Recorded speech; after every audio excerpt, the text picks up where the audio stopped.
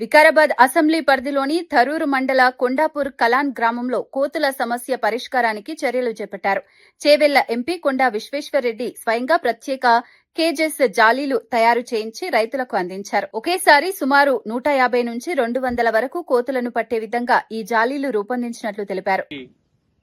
సహకారంతో ఆయన ఆధ్వర్యంలో మరి కోతులు అనేది పట్టడం జరుగుతున్నది.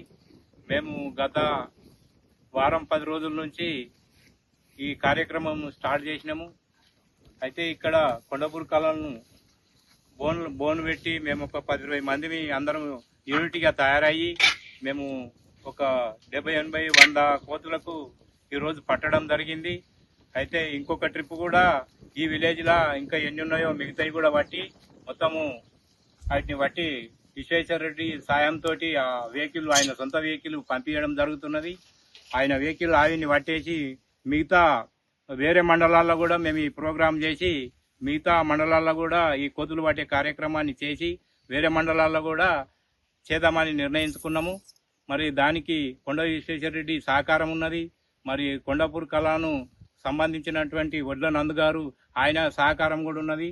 ఆ ఇద్దరు సహకారంతో మేము ఈ కోతుల కార్యక్రమాన్ని ప్రారంభోలే కార్యక్రమాన్ని చేస్తున్నాం.